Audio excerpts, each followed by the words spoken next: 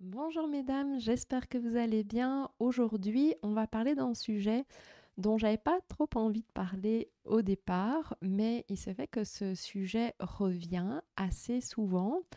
J'ai reçu une question dans un commentaire il y a un mois, mais j'avais déjà eu des questions avant et j'ai vu que ce sujet revient assez fréquemment les derniers temps.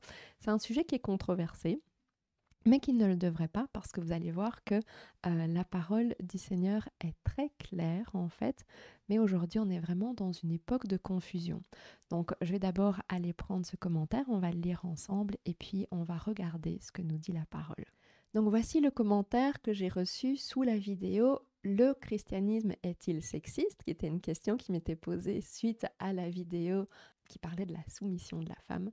Donc, ce commentaire nous dit: merci beaucoup pour votre vidéo, sur tous les efforts que vous faites pour la défense de la foi chrétienne évangélique. Bref, je profite de cette opportunité partant du constat qu'il règne aussi, surtout aujourd'hui, une confusion dans l'Église de Jésus-Christ. Certes, ce n'est pas nouveau car la Bible nous en parle et nous avertit sur ce propos. Que pensez-vous des femmes qui prêchent dans l'Assemblée? Pour ma part, je pense que cette question est étroitement liée à la question de l'autorité au sein du couple, entité dont l'Assemblée de Dieu n'est qu'une extension. Qu'en pensez-vous? Merci d'avance pour votre réponse. Oui, pour qu'on ait une réponse claire, il faut effectivement qu'on lie cette question à la question de l'autorité au sein du couple, puisque effectivement, l'Assemblée, l'Église, est une extension, comme vous le dites, du couple. Donc, qu'est-ce que moi je pense des femmes qui prêchent dans l'Assemblée? Personnellement, j'aimerais pouvoir dire que c'est une bonne chose. C'est quelque chose que j'aurais aimé pouvoir faire moi-même. Mais ce que moi j'en pense, c'est pas important. Évidemment, ce qui importe, c'est ce que nous dit la Bible à ce sujet, c'est la volonté de Dieu pour nous. Et la Bible est super claire sur le sujet, nous allons le voir dans quelques instants. Mais certains essayent de compliquer les choses pour faire coller la Bible à la vision du monde. Et aujourd'hui, beaucoup de chrétiens font passer la politique et les émotions avant la parole de Dieu. On est dans des mensonges comme il faut aller avec son temps, il faut évoluer. Et ces mensonges-là se sont bien infiltrés dans l'Église. Et on sait que ça ne va pas aller en s'améliorant. Parce qu'on est, comme Paul le dit à Timothée, dans ces temps où les hommes ne supporteront plus la saine doctrine, mais ayant la démangeaison d'entendre des choses agréables, ils se donneront une foule de docteurs selon leurs propres désirs, détourneront l'oreille de la vérité et se tourneront vers les fables. Alors j'ai entendu tellement d'avis différents sur le fait d'être une femme pasteur ou de pouvoir enseigner la Bible en tant que femme que j'ai commencé à douter. Et comme je me permets de faire des vidéos dans lesquelles j'enseigne, j'ai voulu vérifier que c'était correct pour Dieu. Parce que le message que je recevais en prière, c'était le verset de 1 Timothée 4,13 jusqu'à ce que je vienne. Applique-toi à la lecture, à l'exhortation, à l'enseignement. Mais souvent, on entend ce qu'on veut entendre et on met dans la bouche du Saint-Esprit des choses qui viennent de nous. Donc, je me suis mise à étudier cette question et parmi toutes les vidéos que j'ai regardées, c'est la série Women in Ministry de Mike Winger qui fait le plus sens pour moi. Vous allez la retrouver ici, je l'ai entourée en jaune. Donc évidemment c'est en anglais, mais il y a des sous-titres maintenant sur YouTube et on peut s'en sortir avec le français si vous ne comprenez pas l'anglais. Mais sa série contient plus de 42 heures de vidéos. Pourquoi? Parce qu'il ne se contente pas de donner son avis ou de vous balancer des versets hors contexte, parce que j'ai vu énormément de vidéos sur le sujet où le sujet est traité très vite, mais on invente pas mal de choses à côté. Donc, ce que fait Mike, c'est qu'il vous apprend à penser bibliquement. Il partage en fait justement les différentes interprétations. Puis, il partage aussi des faits historiques, parfois des traductions du grec ou de l'hébreu. Et vous allez pouvoir constater par vous-même ce qui fait sens. Parce que parfois, pour un verset, il va dire, voilà, quelle est l'interprétation chez les égalitariens, donc ceux qui vont dire qu'il n'y a pas vraiment de différence entre le rôle de l'homme et la femme et que donc bien sûr la femme peut devenir pasteur, puis la différence avec la vision complémentaire où, comme on l'a déjà vu dans d'autres vidéos, chacun a un rôle, l'homme et la femme ont un rôle différent, et puis ce qu'il y a eu dans le passé beaucoup une vision patriarcale où la femme était très fortement diminuée, peut-être même vue comme inférieure. Donc il donne les différentes visions et parmi les interprétations égalitaires, il va aller chercher même plusieurs auteurs pour vous montrer plusieurs, je dis auteurs parce que certains ont écrit des livres, mais ça peut être des pasteurs aussi, donc plusieurs personnes pour vous montrer quelles sont les différentes interprétations. Et vous allez pouvoir voir par vous-même que dans les interprétations égalitaires, souvent ça ne tient pas la route du tout. Enfin, en tout cas, moi, c'est ce que j'ai constaté quand j'ai regardé différentes vidéos et qu'ensuite j'ai écouté toute cette série de Mai. Donc, nous avons parlé dans d'autres vidéos des rôles différents de l'homme et de la femme dans le mariage. Un homme, évidemment, ne pourra jamais donner naissance à un enfant naturellement. C'est un rôle que Dieu a donné à la femme. Donc pour moi, j'adopte la vision complémentaire. Et je ne dis pas que la femme est juste faite pour avoir des enfants. C'est un exemple pour illustrer que la vision complémentaire, c'est la vision biblique. Chacun a des rôles différents. Et il y a des rôles différents dans l'Église comme il y a des rôles différents dans le mariage.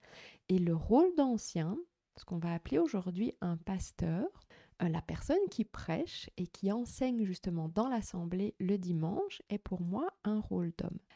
Cette parole est certaine. Si quelqu'un aspire à la charge d'évêque, et on va voir après le mot grec et ce que ça veut dire exactement, mais il faut entendre évêque ici comme le pasteur, l'ancien, le leader de l'Église. À la charge d'évêque, il désire une œuvre excellente. Il faut donc que l'évêque soit irréprochable, mari d'une seule femme, sobre, modéré, réglé dans sa conduite, hospitalier, propre à l'enseignement. Il faut qu'il ne soit ni adonné au vin, ni violent, mais indulgent, pacifique, désintéressé.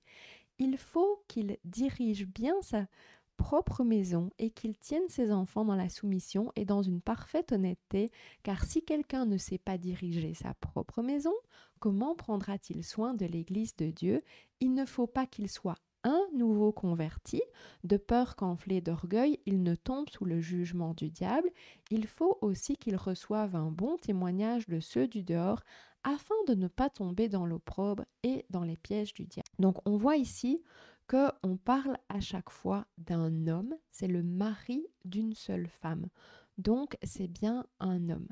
Qu'est-ce qu'un évêque? On va voir ça un peu plus en détail. Donc ici, je vous ai pris le Strong pour le mot évêque. Je l'ai pris en anglais parce qu'il y avait plus d'informations, il y avait de la définition dans ce dictionnaire-ci, donc je vais vous le traduire. Donc un surveillant, et la première définition donnée, c'est un homme chargé de veiller à ce que les choses à faire par d'autres soient faites correctement, tout curateur, tuteur, surintendant.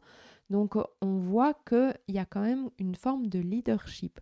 Le surintendant, l'ancien, ou le surveillant d'une église chrétienne. Un surintendant, c'est-à-dire un officier chrétien au génitif chargé d'une ou de l'église au sens propre ou au sens figuré, évêque surveillant. Donc on voit que ça correspond au rôle de la personne qui prêche dans l'assemblée le dimanche et qu'on appelle aujourd'hui généralement un pasteur. Quel est le rôle du pasteur?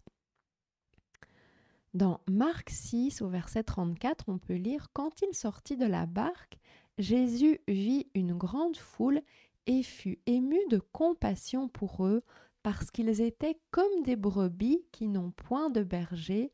Il se mit à leur enseigner beaucoup de choses. » Donc on voit que dans le rôle de pasteur, il y a l'enseignement. Et ici, dans la lettre de Pierre, on peut lire Voici les exhortations que j'adresse aux anciens qui sont parmi vous, moi ancien comme eux, témoins des souffrances de Christ et participants de la gloire qui doit être manifestée. Paissez le troupeau de Dieu qui est sous votre garde, non par contrainte mais volontairement selon Dieu, non pour un gain sordide, mais avec un dévouement, non comme dominant sur eux qui vous sont échus en partage, mais en étant les modèles du troupeau. Donc on voit que les personnes sont sous la garde, donc de nouveau c'est un rôle de leadership et on dit d'être modèle, donc c'est un rôle de leadership. Le rôle du pasteur est de prendre soin de son troupeau en ayant le leadership sur eux, en enseignant la parole. Donc si on revient aux conditions dans 1 Timothée 3, on voit Marie d'une seule femme, donc ça veut dire pour moi que ce n'est pas une femme. Et ce n'est pas non plus un homme célibataire comme on le voit dans l'Église catholique. Je vous invite à lire ce chapitre 3 en entier. Vous verrez qu'il n'y a que 2 positions officielles dans l'Église, donc évêque, ce qu'on va appeler aujourd'hui pasteur, qui correspond en fait à une position de leadership. Et la deuxième position officielle est celle de diacre. Et je ne parlerai pas des diacres parce que les diacres peuvent être hommes et femmes. On va parler ici de la position d'autorité, puisque la question qui m'a été posée, c'est une femme qui prêche dans l'assemblée. Et donc ça, c'est une position d'autorité. Alors, une femme peut-elle enseigner? D'après ce que nous avons vu, donc pas dans l'assemblée avec autorité sur les personnes. Et le verset qui fâche généralement sur l'enseignement et qui est pourtant très clair, c'est dans 1 Timothée 2 que la femme écoute l'instruction en silence avec une entière soumission. Je ne permets pas à la femme d'enseigner ni de prendre de l'autorité sur l'homme, mais elle doit demeurer dans le silence. Donc bien sûr que la femme peut, elle doit même apprendre. Et on voit que Jésus enseignait beaucoup les femmes. Et souvent, les femmes recevaient même en premier certaines révélations. Et c'est les femmes qui l'ont vu en premier également lors de sa résurrection. Donc oui, vous devez même apprendre. Et si vous le voulez, vous pouvez même faire des études de théologie. Vous pouvez aller à l'université en théologie.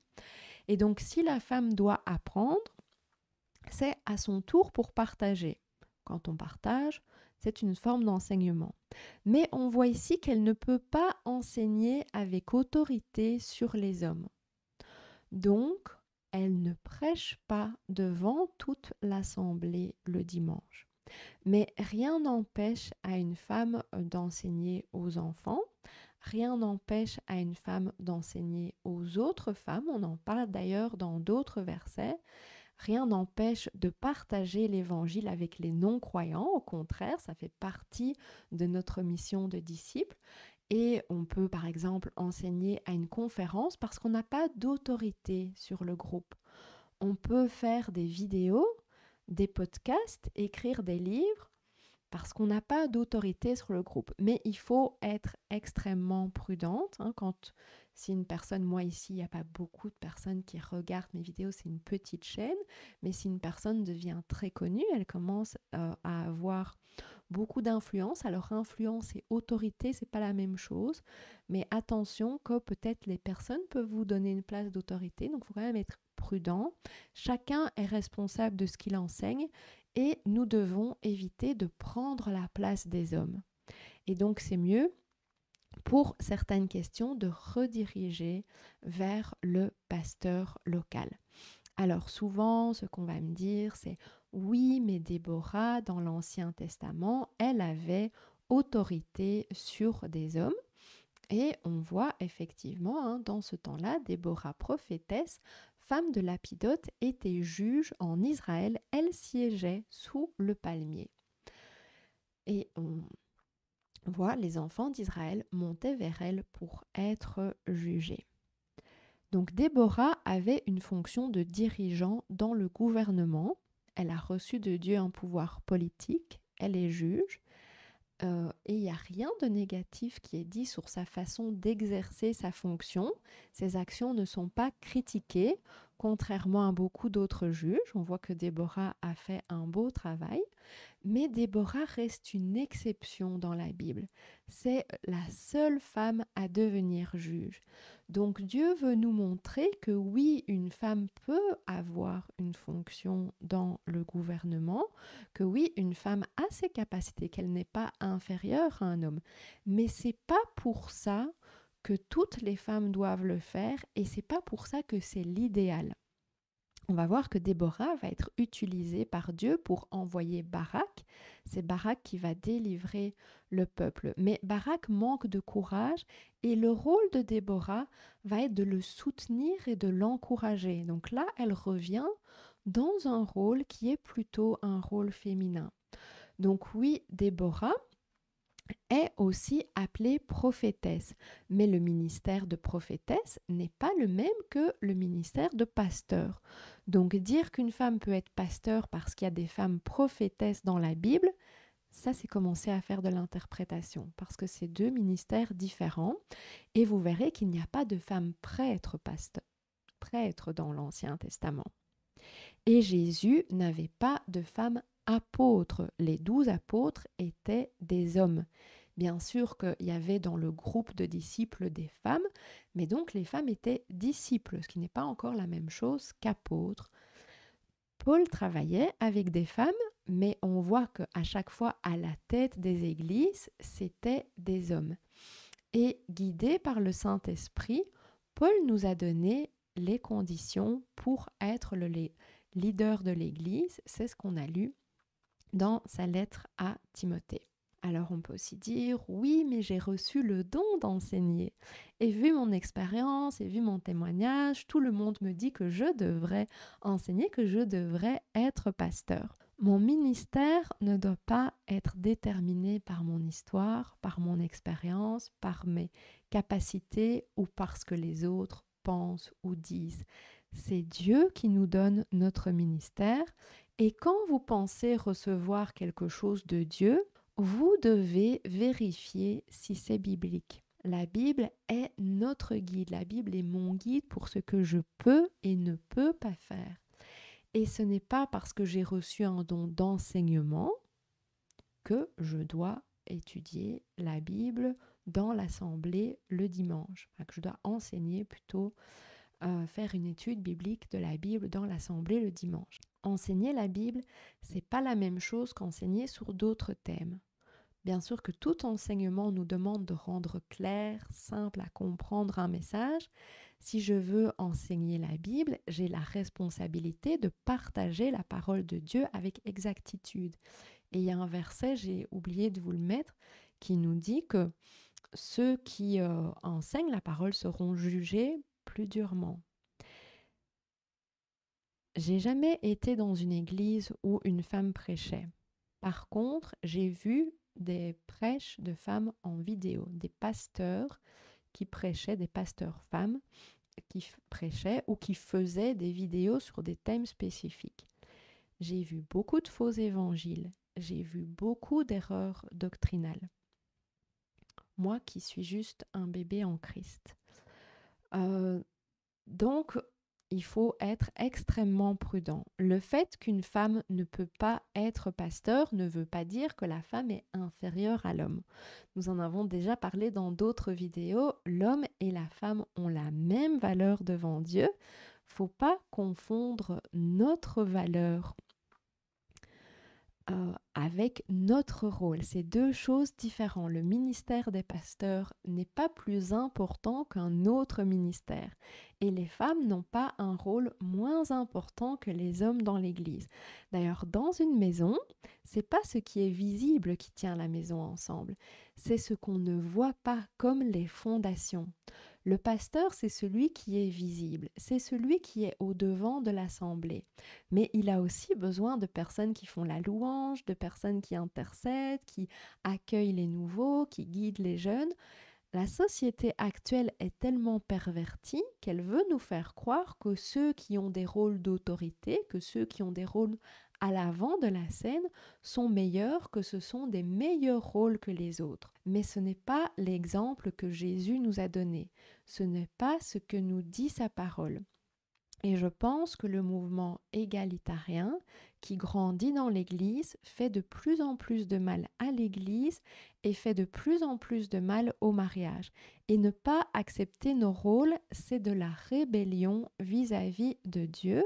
Et Jésus nous dit que notre joie vient de l'obéissance. Si vous gardez mes commandements, vous demeurerez dans mon amour, de même que j'ai gardé les commandements de mon Père et que je demeure dans son amour. Je vous ai dit ces choses afin que ma joie soit en vous et que votre joie soit parfaite. Dans Jean 5. Donc attention de ne pas non plus tomber dans l'autre extrême. J'ai entendu des personnes dire que les femmes pasteurs iront en enfer. Ce n'est pas le cas. Les femmes pasteurs restent nos sœurs. Ça n'est pas une question de salut. Le fait de respecter nos rôles ne détermine pas notre salut. Notre salut est une grâce de Dieu que nous recevons par la foi en Jésus-Christ. Les rôles dans l'Église et le mariage font partie de la doctrine secondaire et n'empêchent pas le salut. Mais ce n'est pas pour ça que ce n'est pas important. Et l'ennemi profite de notre désobéissance dans ces domaines pour affaiblir l'Église. Nous avons déjà parlé de l'importance des rôles et de respecter l'autorité donnée par Dieu dans les 2 vidéos aussi sur le voile. Et je vais juste vous remettre ici un verset de 1 Corinthiens 11 que nous avons approfondi dans ces vidéos sur le voile. Je veux cependant que vous sachiez que Christ est le chef de tout homme, que l'homme est le chef de la femme et que Dieu est le chef de Christ. Je vous invite à relire tout le chapitre 11 qui parle du comportement à avoir dans l'Église et pourquoi il est important que la femme soit sous l'autorité de son mari. Jésus a toujours montré un très grand respect pour les femmes, comme je vous l'ai dit plus tôt, il enseignait les femmes. Mais que dit-il des femmes qui enseignent? Parce qu'il nous en parle.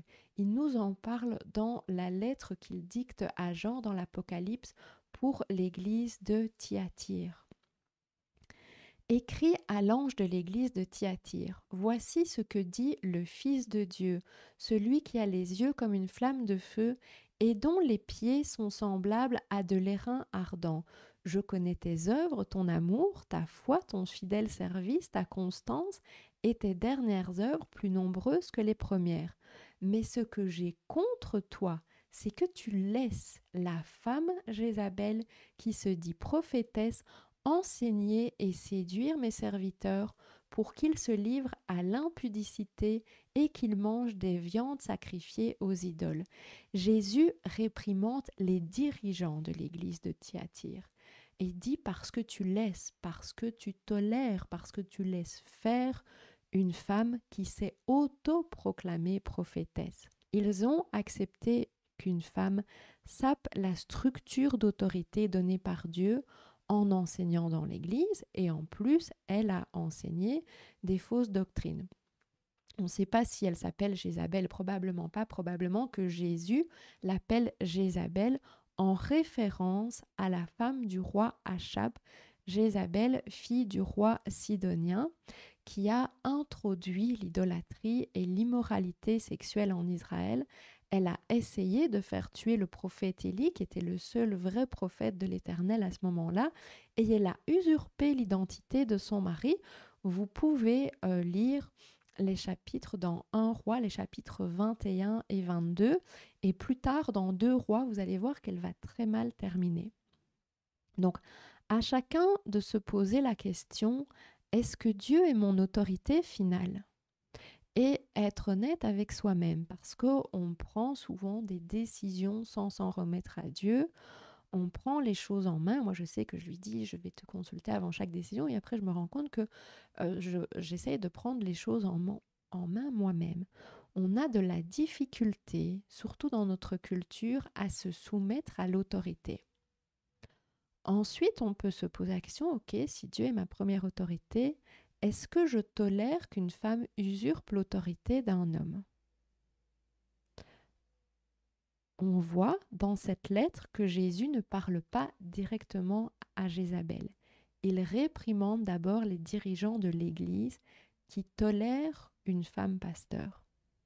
Ce n'est pas ma place ici de dire aux hommes ce qu'ils doivent faire, mais j'aimerais m'adresser aux femmes. Mesdames, si vous craignez Dieu, si vous l'aimez, si vous avez de la gratitude pour ce qu'il vous a offert, respectez ce qu'il demande dans sa parole. Laissez votre mari prendre sa place et laissez le rôle de pasteur aux hommes. Et vous allez me dire, oui, mais ici, c'est parce que c'est marqué que c'est une fausse prophétesse et qu'elle enseigne une fausse doctrine qui amène à l'idolâtrie et l'immoralité sexuelle. Oui, ça c'est un problème qui s'ajoute. Le problème est que ce n'est déjà pas sa place à la base comme on l'a vu. Et j'ai regardé des vidéos de femmes pasteurs qu'on m'a recommandées. En général, j'ai du mal à aller jusqu'au bout. Parce que moi qui suis un bébé en Christ, je repère les faux enseignements. Une femme pasteur, dans une de ses vidéos, dit à un moment qu'on peut faire appel au médium pour parler avec un proche décédé, mais qu'il faut être prudent. J'ai entendu parler de l'évangile de prospérité, insister sur l'estime de soi. Donc vraiment, je ne vous dis pas que vous pouvez regarder aucune femme en vidéo, vous ne pourriez pas me regarder non plus, mais je vous dis d'être vraiment prudent et prudent avec tout ce que je dis, de vérifier tout ce que je dis dans la parole. Et moi, aujourd'hui, il y a 3 femmes que je suis en vidéo, qui ne se disent pas pasteurs, qui sont des sœurs en Christ comme moi, qui ne se disent pas prophétesses, mais je sens chez ces personnes-là la guidance du Saint-Esprit. Mais quand je veux approfondir un sujet, avoir vraiment une étude biblique, quand je veux écouter vraiment un prêche, je ne vais pas aller écouter les femmes, je vais aller écouter les enseignements d'un homme. Si vous suivez les enseignements d'une femme pasteur, Jésus vous demande de vous repentir. Surtout si vous vous rendez compte que dans ces enseignements, il y a des faux enseignements. Donc on va continuer à lire ce que Jésus nous dit dans Apocalypse 2. Je lui ai donné du temps afin qu'elle se repentît, et elle ne veut pas se repentir de son impudicité. Voici, je vais la jeter sur un lit et envoyer une grande tribulation à ceux qui commettent adultère avec elle, à moins qu'ils ne se repentent de leurs œuvres. Je ferai mourir de mort ses enfants, et toutes les églises connaîtront que je suis celui qui sonde les reins et les cœurs, et je vous rendrai à chacun selon vos œuvres. Donc on voit qu'il y a des conséquences. Alors bien sûr, ici, c'est parce qu'il y a des faux enseignements, c'est parce qu'il y a de l'impudicité. Et donc, il y a des conséquences qui vont être graves. On parle de jeter sur un lit, donc la maladie, on parle de la mort aussi. Aujourd'hui, il y a de plus en plus de femmes pasteurs et il y a un nombre incalculable, on parle ici de fausses prophétesses, il y a un nombre incalculable de personnes qui se disent prophètes ou prophétesses, des prophètes ou prophétesses autoproclamés. Il y a beaucoup d'apôtres autoproclamés et je vois aussi des apôtres femmes, pourtant on a vu qu'il n'y a pas d'apôtres femmes. L'ennemi aime mettre le désordre, le chaos et la division.